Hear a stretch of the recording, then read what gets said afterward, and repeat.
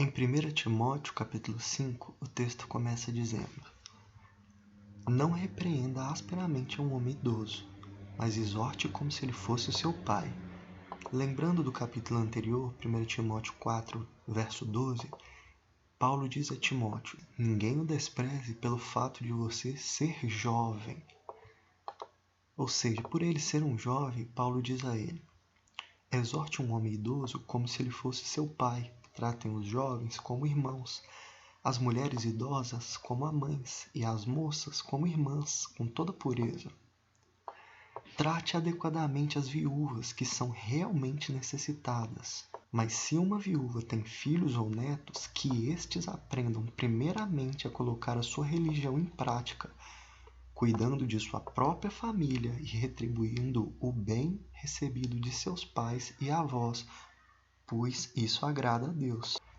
Como está escrito em Tiago, capítulo 1, verso 27, a religião pura e imaculada para com Deus e Pai é esta: visitar os órfãos e as viúvas nas suas tribulações e guardar-se da corrupção do mundo.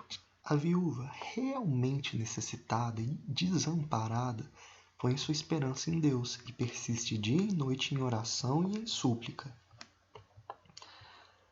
Mas a viúva que não está realmente necessitada e desamparada, mas a que vive para os prazeres, ainda que esteja viva, está morta. Ordene essas coisas para que sejam irrepreensíveis. Se alguém não cuida dos seus parentes, e especialmente dos da sua família, negou a fé e é pior que um descrente. Nenhuma mulher deve ser inscrita na lista das viúvas, a não ser que tenha mais de 60 anos de idade, tenha sido fiel a seu marido e seja bem conhecida por suas obras, tais como criar filhos, ser hospitaleira, lavar os pés dos santos, socorrer os atribulados e dedicar-se a todo tipo de boa obra. Ou seja, haviam restrições para quais mulheres poderiam ser inscritas na lista de ajuda da igreja. Não inclua nessa lista as viúvas mais jovens. Por quê? Pois quando seus desejos sensuais superam sua dedicação a Cristo, querem se casar. Assim, elas trazem condenação sobre si por haverem rompido seu primeiro compromisso.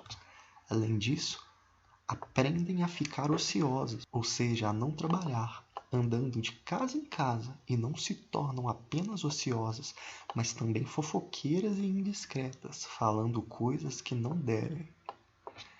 Portanto, aconselho que as viúvas mais jovens se casem, tenham filhos, administrem suas casas e não deem ao inimigo nenhum motivo para a maledicência. Algumas, na verdade, já se desviaram para seguir a Satanás. Se alguma mulher crente tem viúvas em sua família, deve ajudá-la. Não seja a igreja sobrecarregada com elas, a fim de que as viúvas realmente necessitadas sejam auxiliadas. Ou seja, as mulheres que tinham viúva nas suas famílias deviam ajudá-las, para que a igreja pudesse ajudar aquelas que não têm ninguém para ajudá-las. E Paulo aconselha a respeito dos presbíteros. Os presbíteros que lideram bem a igreja são dignos de dupla honra, especialmente aqueles cujo trabalho é a pregação e o ensino.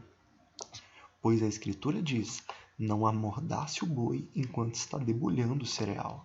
Isso está escrito em Deuteronômio 25, a partir do verso 4. Não amordacem o boi enquanto está debulhando o cereal.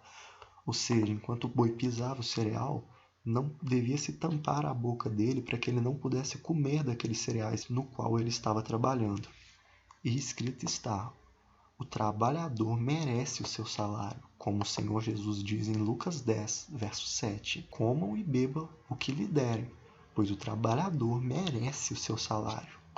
Paulo diz: não aceite acusação contra um presbítero se não for apoiada por 2 ou 3 testemunhas.